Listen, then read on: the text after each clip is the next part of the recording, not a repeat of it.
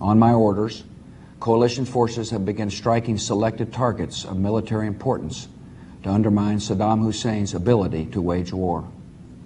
These are opening stages of what will be a broad and concerted campaign.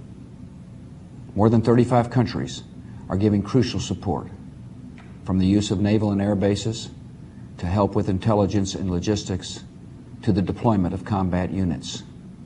Every nation in this coalition has chosen to bear the duty and share the honor of serving in our common defense. To all the men and women of the United States Armed Forces now in the Middle East, the peace of a troubled world and the hopes of an oppressed people now depend on you. That trust is well placed. The enemies you confront will come to know your skill and bravery. The people you liberate will witness the honorable and decent spirit of the American military.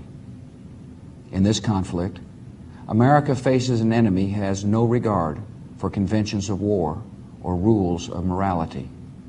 Saddam Hussein has placed Iraqi troops and equipment in civilian areas, attempting to use innocent men, women, and children as shields for his own military, a final atrocity against his people.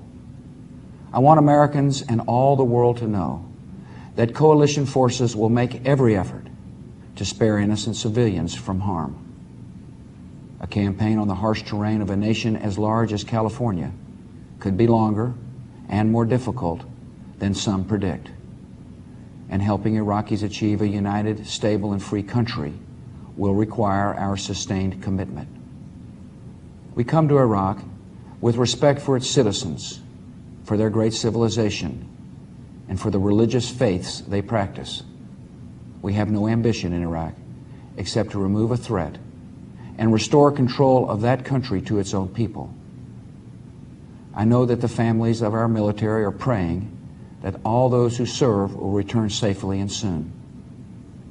Millions of Americans are praying with you for the safety of your loved ones and for the protection of the innocent.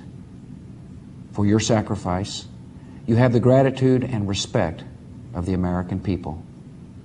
And you can know that our forces will be coming home as soon as their work is done. Our nation enters this conflict reluctantly, yet our purpose is sure.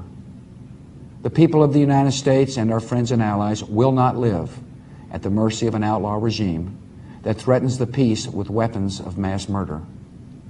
We will meet that threat now with our Army, Air Force, Navy, Coast Guard, and Marines, so that we do not have to meet it later with armies of firefighters and police and doctors on the streets of our cities. Now that conflict has come, the only way to limit its duration is to apply decisive force. And I assure you, this will not be a campaign of half measures, and we will accept no outcome but victory. My fellow citizens, the dangers to our country and the world will be overcome. We will pass through this time of peril and carry on the work of peace. We will defend our freedom. We will bring freedom to others, and we will prevail. May God bless our country and all who defend her.